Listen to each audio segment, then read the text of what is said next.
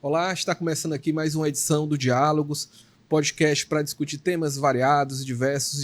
O tema dessa edição é educação. A gente trouxe aqui um convidado especial, o professor Anísio Melo, né, que tem uma longa história na educação, na militância política, ligado sobretudo à educação, mas também a outros temas, né? Foi inclusive candidato aí a deputado, candidato a prefeito de Fortaleza, né? Teve propostas para a cidade, tudo, e é um militante comunista, né? Como ele diz, de ascendência chinesa. Tudo bem, professor? Bem-vindo. Bem-vindo. Socializar o capital antes de nós fazermos a grande transformação, né? Então, agradeço, Elana, ao Grupo Opinião. É muito importante que a educação tenha espaços, né, para colocar sua voz e tentar reverter essa onda, né, de muitas inverdades, fake news, a partir de um debate franco e direto com quem faz opinião. Bacana. Professor, eu queria lhe perguntar, entrando num tema que a gente tem sido discutido muito, a educação, ela depois ali de uma série de ataques, né, num período ali durante um governo anterior, do governo federal anterior, que era, enfim, vocês estavam ali na linha de frente. Aliás, o professor, ele é presidente do sindicato APEOC, né, que representa os servidores da educação e da cultura, né? Então eram duas categorias, inclusive, que eram bem atacadas, muito atacadas, e a gente voltou agora nesse terceiro mandato do presidente Lula, do PT, e a educação parece que ela tem tido um destaque com certeza muito maior do que tinha sido na gestão anterior, né? Como é que você tem visto esses movimentos da educação que o governo federal tem feito nessa gestão? Primeiro, nós temos o entendimento que nós temos dificuldades e decisão de lutar, desejo de lutar e obrigação de lutar em qualquer governo, de qualquer cor, de qualquer sabor. Portanto, nós entendemos que o aspecto corporativo ele é fundamental para entender essa luta que se tem uma base muito forte salarial, mas temos que extrapolar isso, temos que ter uma visão mais global da sociedade, uma visão pela democracia. Então, nós entendemos que há governos que temos dificuldades, em todos eles temos dificuldade de avançar, mas há governos que querem um retrocesso, inclusive, da democracia. Neste governo, o combate pela preservação da democracia é essencial, porque educação só rima com democracia.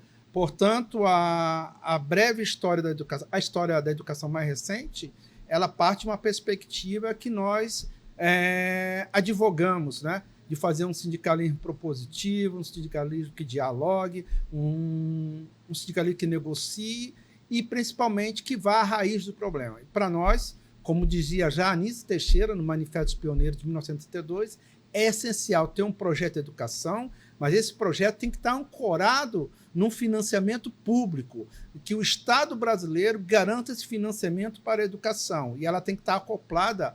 Esse projeto de educação, de escola, de formação cidadã, tem que estar acoplado a um projeto de formação do cidadão do ponto de vista esportivo, intelectual, cultural, para nós termos um homem, mulheres, seres humanos que possam ter a capacidade de defender uma sociedade justa, com igualdade de oportunidades a partir da educação. Por isso, nós temos um foco no financiamento da educação e nós conseguimos avançar em todos os governos, de qualquer cor, de qualquer sabor, porque nós colocamos a educação em primeiro lugar.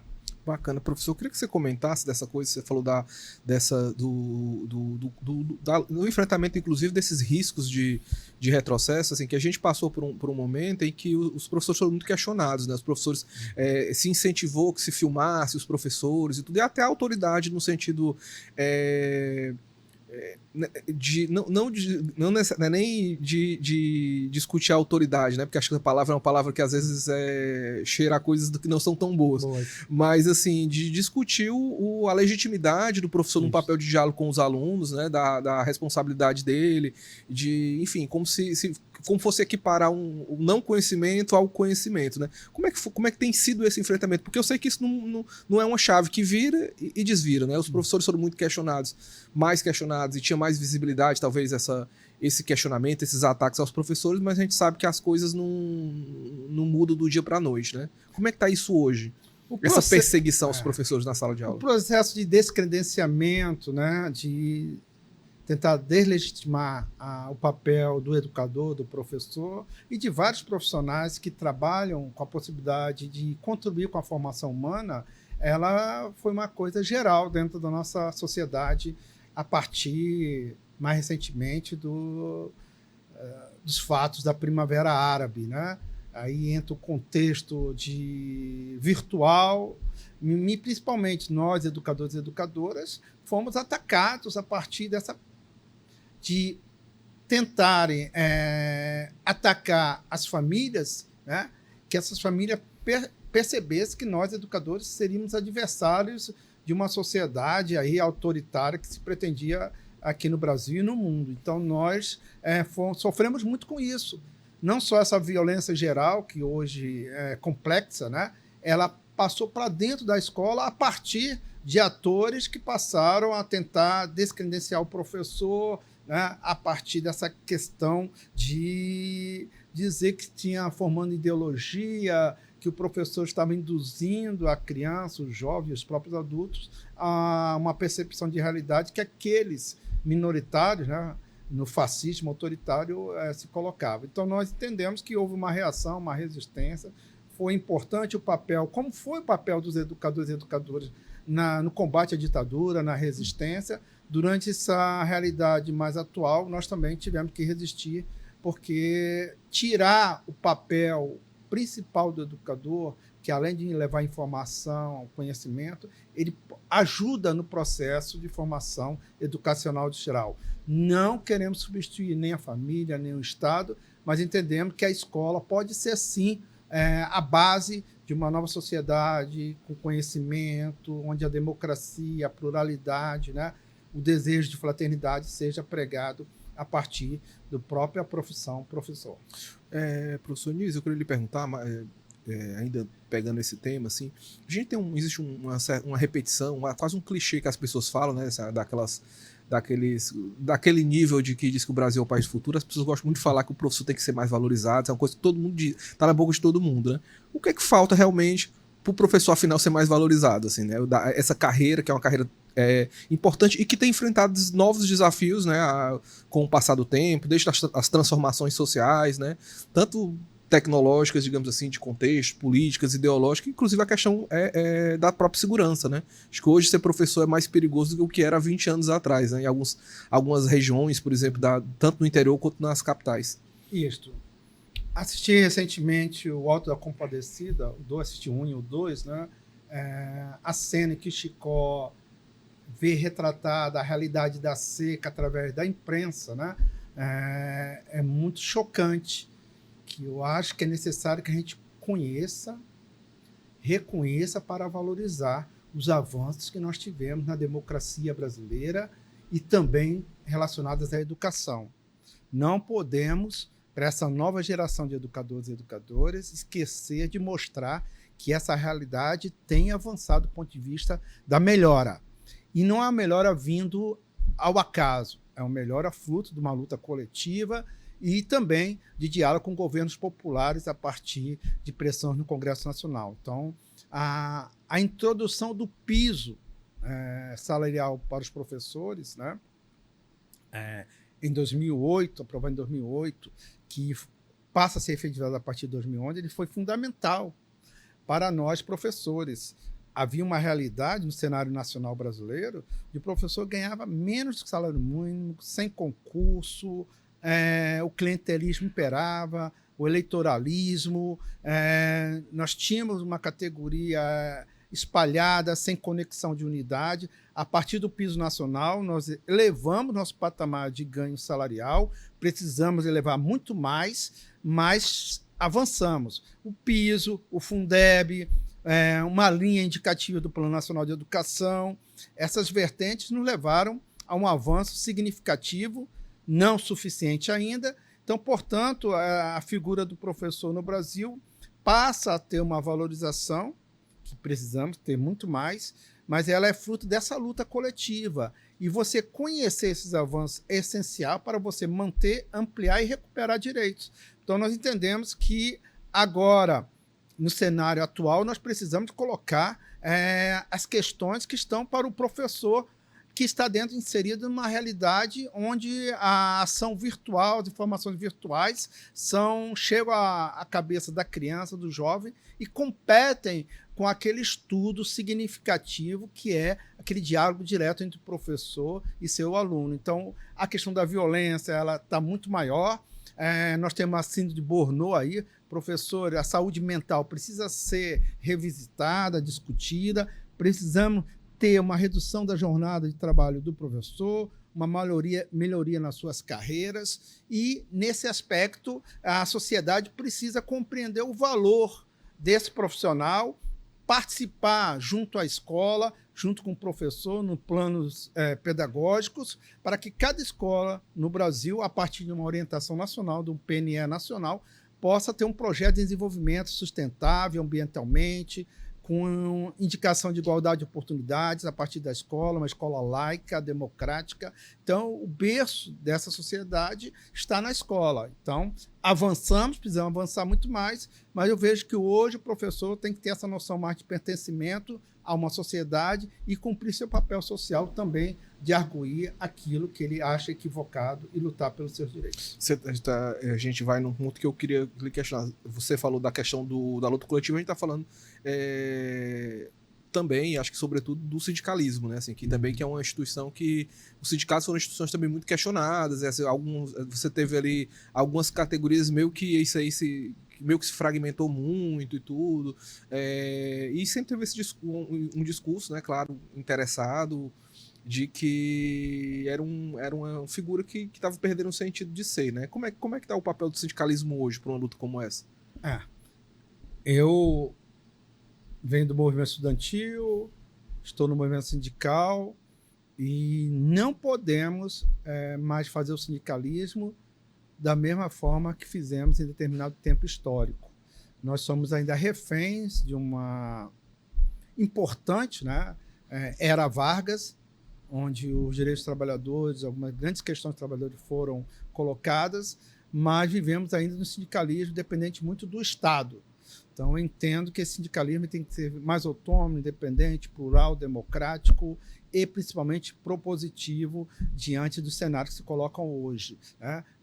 O mundo de trabalho que mudou, as relações de trabalho mudaram, e sem perder a essência de lutar pela defesa do bem-estar do trabalhador, do empregado, daquele ofício, nós temos uma visão mais global desse processo, entender que a nossa atuação tem que estar preocupada, sim, com orçamento público, com projeto de leis, com acompanhamento, com fiscalização e, principalmente, ir para além das questões salariais. Eu acho que o novo sindicalismo, que vem do momento Lula, né, do ABC, ele tem que passar por uma nova etapa, e nós entendemos que essa nova etapa é o sindicato cidadão, ele amplo, nessa perspectiva de ter essa amplitude de percepção que a sociedade e os trabalhadores, trabalhadoras, agora temos terceirizados, quarteirizados, os uberizados, que esse mundo do trabalho precisa ter representatividade. E essa representatividade precisa de um sindicalismo mais ofensivo do ponto de vista intelectual,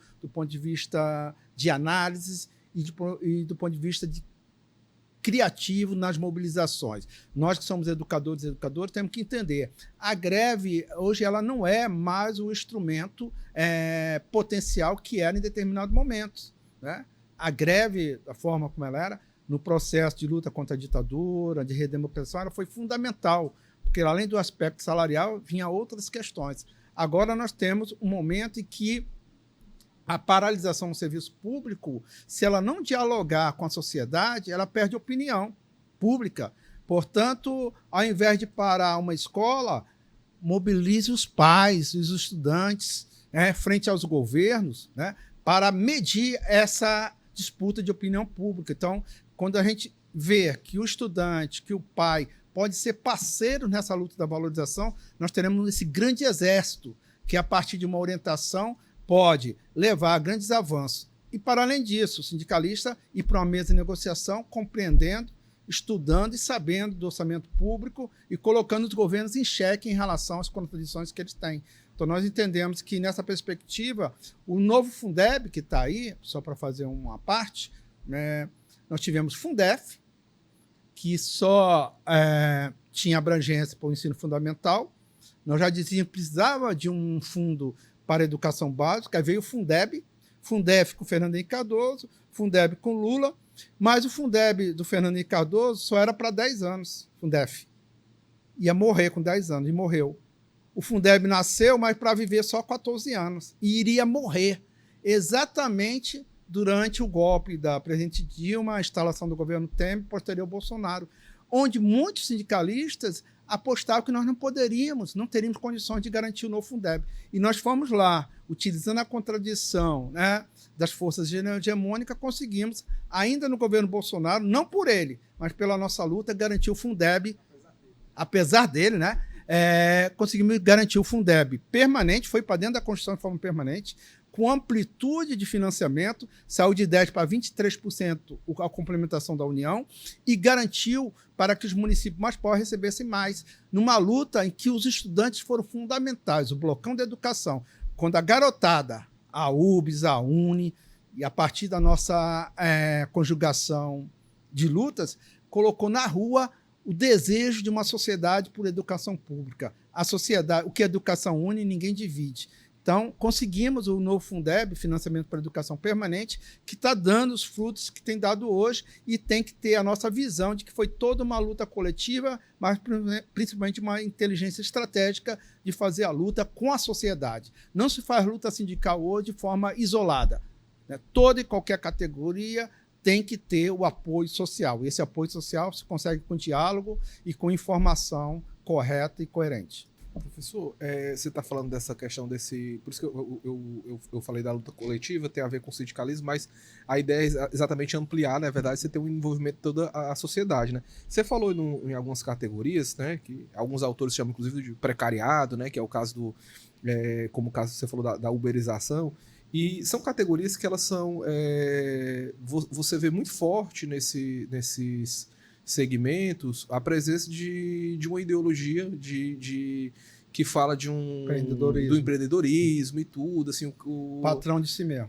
Então assim, acho que o operário em outros tempos, ele era o operariado, como se dizia, ele era um pouco mais consciente do que ele estava sofrendo, e hoje então tem essas coisas. Como é que tem sido o trabalho, e aí, claro que não é exatamente do campo da educação, mas dentro desse novo sindicalismo, de avançar em relação a essas categorias, né? Que são categorias que acabam que elas vão substituindo em alguns casos. No caso, por exemplo, do aplicativo, vai muito isso. Ele vai substituindo outras, às vezes, algumas outras funções que já existiam, né? Assim, que estavam ali dentro de uma ideia mais formal de emprego, que assim, até essa consciência de classe era um pouco mais bem delineada, você conseguia entender, inclusive, os lados de quem estava envolvido, né? Diferente, é um padrão que não existe, né? O aplicativo. Como é que tem sido que o sindicalista tem trabalhado com essa questão da uberização, né, do precariado, dessa nova categoria? A mediação que nós temos que fazer, né? Primeiro, o mundo do trabalho tem se transformado, claro, é objetivo, hoje tem home office, você tem várias situações de diferença de relações de trabalho. Então, como fazer essa mediação entre o que o capitalismo quer impor e aquilo que nós, enquanto sociedade, entendemos que tem que se manter princípios básicos de valorização de qualquer profissional em qualquer sistema, né? Então, nós temos feito esse debate, organizar os desorganizados cabe às nossas centrais sindicais, e a gente tem feito um debate nacional. É preciso uma reunificação dessas centrais sindicais, essa pulverização de centrais sindicais para apenas, não só apenas, receber anteriormente um imposto sindical, de acordo com o número de sindicatos filiados, levou uma acomodação, levou uma situação de manutenção de uma posição a uma sociedade que hoje já não é mais a mesma, e nós vemos os setores desses desorganizados crescerem e sem uma referência. Então, nós precisamos olhar para esse grupo de trabalhadores crescentes, né? Subempregados, terceirizados, quarteirizados, uberizados, né? Conjugar com eles uma posição de resistência às grandes plataformas, inclusive externas, né? Estrangeiras, que dominam o valor trabalho, né? E tem a mais-valia a partir de nenhum investimento, do suor, do instrumental, daquele profissional, mas a partir de um controle de uma plataforma consegue subjugar e garantir muito mais a mais-valia. Então, entendemos que essa mudança passa por um sindicato, né? Por uma organização sindical que eu digo uma central sindical mais ampla, no sentido de observar as diferenças que temos no trabalho, e nós estamos tentando fazer esse debate, inclusive dentro da nossa categoria, dessa necessidade de entender que manter, né, a subsistência mínima dos trabalhadores e trabalhadoras é fundamental em qualquer tipo de relação de trabalho. Bacana, professor. E tem algum exemplo que vocês veem fora do país, internacional, de organização que esteja funcionando melhor em relação a essas categorias? Que elas estejam mais organizadas? Nós temos na Europa, né, o número de centrais sindicais menores, né? Entendemos que essas centrais sindicais, numa escala, centrais sindicais, federações e sindicatos locais, numa conjugação maior, elas dão um resultado de mobilização muito maior. Você vê as mobilizações, por exemplo, na França, né, a luta dos trabalhadores, do próprio serviço público, a partir de uma organização nacional, ela tem dado mais resultados. Creio que no Brasil nós temos uma pulverização em relação a isto, né? Precisamos valorizar o sindicato de base, mas temos que ter uma federação forte, uma confederação, e ela está intercalada numa central sindical realmente que possa se contrapor às políticas de governos e às políticas do capitalismo de forma geral. Professor, uma coisa que a gente tem discutido muito aqui, a gente recebe, às vezes, parlamentares e tudo, nos últimos tempos a gente recebeu alguns nomes de partidos de esquerda, e uma coisa que eu sempre questiono a eles é a questão da formação política. Porque eu acho que você está falando foi do movimento estudantil e tudo, né? E imagino que quando você entrou... Eu estava na luta da anistia. Acho que você não era nem nascido. Estava na Candelária, Cinelândia. Você é carioca, né? Carioca, flamenguista, né? Como você flamenguista, falou. Mangueirense. Mas eu pergunto da isso Baixada porque, Fluminense. Olha aí, porque quando eu trabalhei, o meu primeiro estágio foi num sindicato. E eu lembro que ainda tinha isso. Sindicato dos bancários? Não, fui do sindicato dos vigilantes. Que era um sindicato... Era o Geraldo? Geraldo. Presidente? Geraldo presidente. E eu lembro que lá, isso aí era 2003, 2004, mais ou menos. E eles tinham... Você ainda tinha a questão algumas publicações, o pessoal trocava xerox, tudo. Tinha um grupo lá que eram os leninistas, tinha os trotskistas dentro do sindicato. E é engraçado porque depois assim, de 20 anos parece que isso o pessoal meio do PLP, tinha a Cris Lucena, que eram e assim, as várias vertentes. Como é que tem sido essa questão da formação hoje? Assim, porque eu lembro que parecia que tudo isso estava mais vivo. Não sei se é uma impressão minha em relação à questão das leituras mesmo, dos conhecimentos dessas discussões e tudo, assim, a base de você entender a realidade mesmo. Acho que essa questão da formação política foi fundamental para os sindicatos, né? Assim, como é que tem sido isso hoje, né? Porque, às vezes, me parece que essa ideia como a gente tem falado, dessas categorias muito precarizadas, falta mesmo uma leitura do real, né? Assim, do que você, assim... Eu fico impressionado, às vezes, quando você pega um aplicativo, que quando tem alguma investida, assim, surge algum sinal de fumaça, que os governos querem apertar mais o aplicativo, eles acham que o governo vai apertar, o aplicativo vai repassar para eles, então quem está errado é o governo. O aplicativo, tipo assim, tem E às vezes tá errado quem está lutando por eles. Exato. Como é que tem sido essa questão da formação política hoje, assim, dentro do contexto sindical? São quebra de gerações, né, de conjunturas, né? O movimento sindical ele foi de muita resistência, muito importante contra a ditadura, e essa nossa necessidade naquele momento de resistir nos levou também a um pluralismo em relação a como resistir.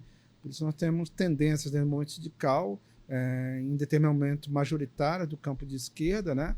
E tínhamos assim uma linha muito grande, os prestistas, né?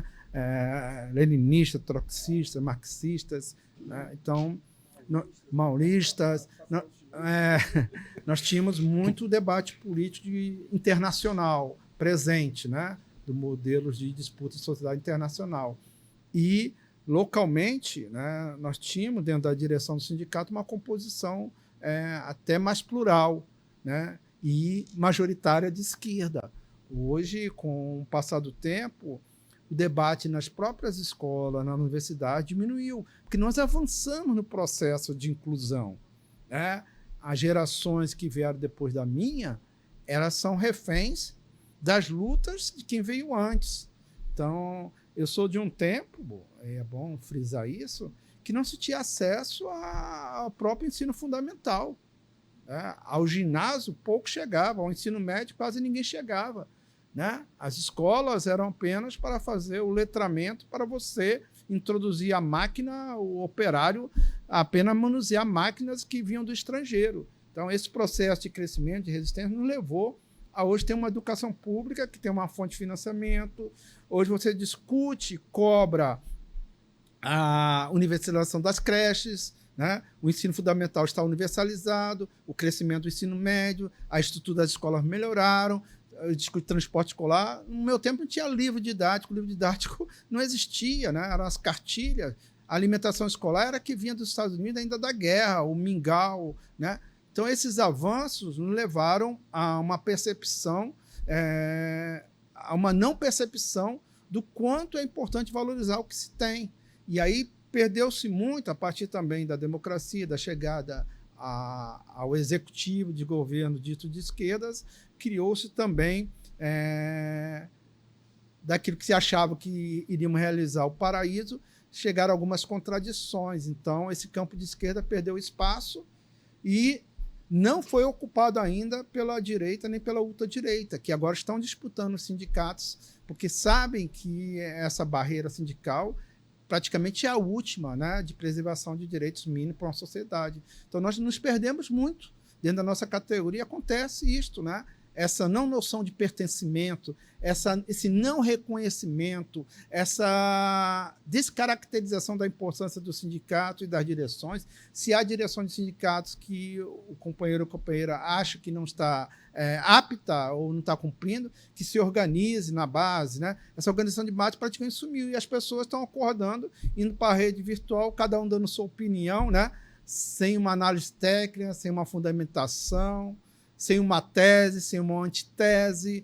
Então, as coisas estão muito no mundo do senso comum, né? E de acordar de manhã, ir para o Facebook ou para o Instagram e dar sua opinião ou dizer que está tudo errado. E, infelizmente, né, muitas vezes, deixa os governos de lado, deixa o opressor de lado e vai combater, geralmente, o sindicato, que é a sua resistência. Então, é um mundo do trabalho mudado, como dizia Bertolt Brecht, vamos mudar o mundo e depois mudar o mundo mudado. Acho que chegou a hora de nós retomarmos essa discussão, de trazer esse debate para dentro das escolas, para dentro das categorias, para entender esse mundo, né? Para que haja congressos, debates, aproveitando as redes virtuais, para a gente elevar o tom do conteúdo para ter esse pertencimento de ser humano, de categoria, de profissional, empregado ou desempregado. Você falou um ponto aí que eu achei interessante, você comentou essa expectativa que se tinha de um paraíso em algum momento, né? Assim, eu lembro que uma vez uma colega perguntou assim, aí estava discutindo sobre essas questões de sindicato e ela disse assim, era uma menina mais nova, ela falou assim, não, me convença. E eu não sou ligado ao sindicato, apesar de ser sindicalizado, eu falei assim, olha, não é um clube, né? Não é isso. Assim, você está esperando que eu fale dizer o clube de vantagens do sindicato? Não é isso. Se você não entendeu a importância, lamento, né? Assim, que é realmente essa questão da... Agora, eu queria que você falasse só mais um pouquinho. Só um pouquinho desse ponto aí. É engraçado. Nós temos o Sistema S no Brasil, sim, né? Os empresários se organizam enquanto corporação, tem um desconto de um imposto, que acaba sendo um imposto, né? E isso ninguém mexeu. Agora abre toda uma discussão, porque eu tenho algum questionamento em relação ao imposto sindical, mas se questiona hoje a questão da sobrevivência dos sindicatos. O sindicato sobrevive, o sindicato APO, que ele é um sindicato que sobrevive da contribuição do sócio diretamente, né?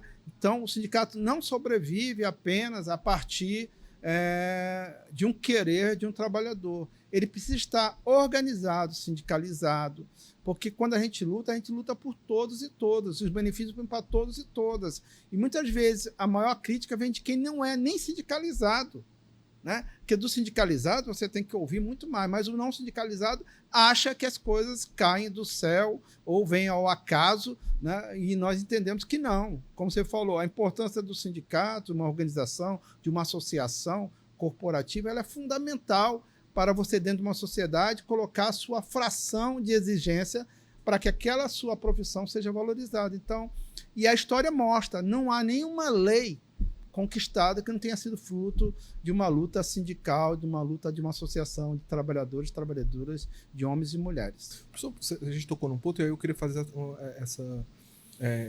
uma pergunta ainda, que era sobre exatamente, você falou das conquistas, que eu queria que você falasse um pouquinho dessa conquista que teve para a educação, que foi a questão dos precatórios, né? Que foi uma luta aí longa. Caraca. Né? Mas que chegou ao fim do túnel, né? Assim, não chegou ao fim, ainda, né? Se você pegar a dialética hegeliana, né? A tese, negação, afirmação novamente, o mundo é essa espiral, né? A história é uma espiral em construção. E precisa ser escrita, falada, narrada os fatos. Para você ter uma ideia, estavam em disputa 150 bilhões. 150 bilhões para os estados do Norte e Nordeste, em que a União, em determinado momento, não enviou corretamente a complementação do antigo Fundef. Ceará, né? Ceará tem sido referência nacional. Terra da Luz. Né? Ainda bem, somos herdeiros de Dragão do Mar, herdeiros de vários lutadores e lutadoras. Não é por causa do sol quente na cabeça da gente, não. Né? Não. A luz que se fala, a luz do Ceará é outra. A luz do Ceará é outra, né? De muita luta, de muita contribuição para a história brasileira. E no caso da luta pelo financiamento público, nós, cearenses, estivemos protagonizando a luta do Fundef, do Fundeb, do Nofundeb e dos precatórios do Fundef, a luta pelo pré-sal. No caso precatório do Fundef, daqui, aí eu vou citar aqui o ex-deputado Arthur Bruno, em 99, se não me engano, quando da CPI do Fundef, né, Comissão Parlamentar de Inquérito, que nós, enquanto sindicato pélvico, estávamos lá, denunciava que os poucos recursos do Fundef que chegavam, desses poucos ainda eram desviados. A União não mandava corretamente e o que vinha para os estados do Norte, para todo o Brasil, ainda era desviado por maus prefeitos, mais prefeitos. E na identificação disso, surge a tese de que essa complementação da União estava equivocada. Os municípios e estados se organizaram e foram pleitear essa complementação que não tinha vindo. Mas todos eles pleitearam. E aqui, os nossos companheiros e companheiras educadores e educadoras, quando a gente vê que a PGE ajudou, eles pleitearam que o recurso viesse livre, leve, solto. Não é do seu tempo? Não sei se você acompanhou as frenéticas, né? Sim. Dancing Days, tinha uma música, eu coloco muito isso. Eles queriam dinheiro livre, leve e solto. Então, nós apresentamos a contratese. Ora, se os recursos eram do Fundef, parece óbvio e ululante, de Nelson Rodrigues, né? Mas não era, porque todos eles, de todas as cores e sabores, queriam dinheiro livre, leve e solto. E tudo isso já articulado com fundações, com editora, com construtoras e também para fins eleitorais. Nós fomos o primeiro a apresentar essa tese, uma tese jurídica, mas só poderíamos apresentar quando o dinheiro começasse a chegar. Porque naquele momento nós não tínhamos, chamado no direito, a legitimidade, né? Não tinha colocado o mérito. Quando o dinheiro começa a chegar aqui no Ceará, Maracanaú ia ser desviado o dinheiro para a Previdência, junto com a União. Dava metade da Previdência, do déficit dele para a Previdência, o resto ficava com a Prefeitura.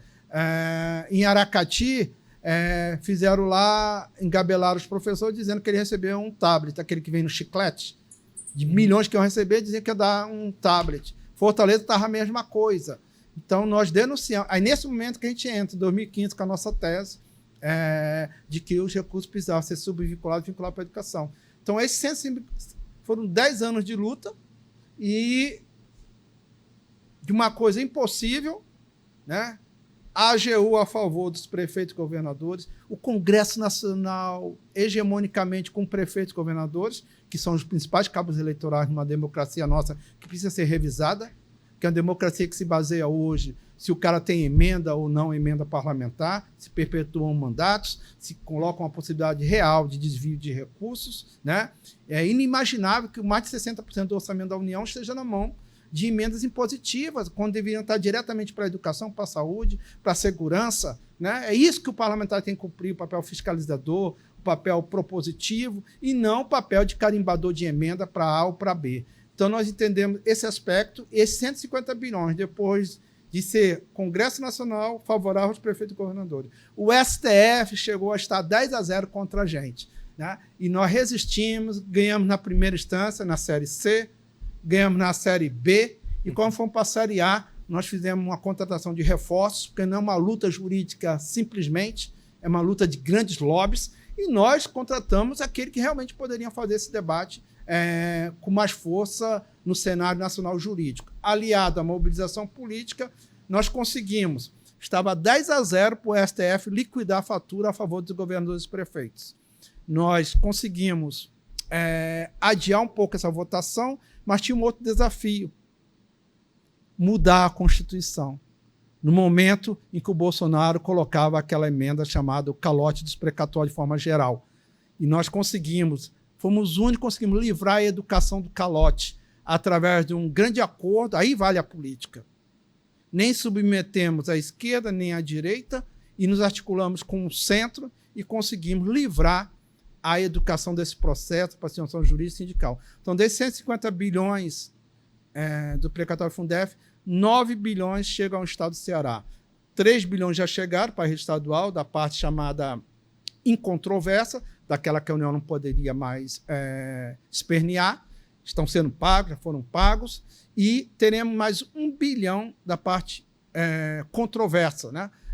Aquela que a União ainda argui alguma dificuldade. Então, esse processo garantiu 60% para os professores e 40% para a manutenção da escola.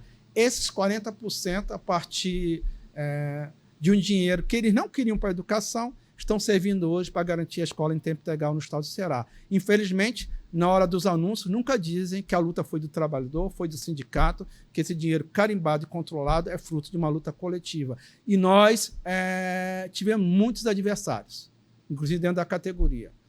Dos que ignoraram, dos que não acreditaram, dos que diziam impossível. E, infelizmente, alguns setores, depois da nossa grande vitória, ainda queriam colocar para os governos a questão da vitória.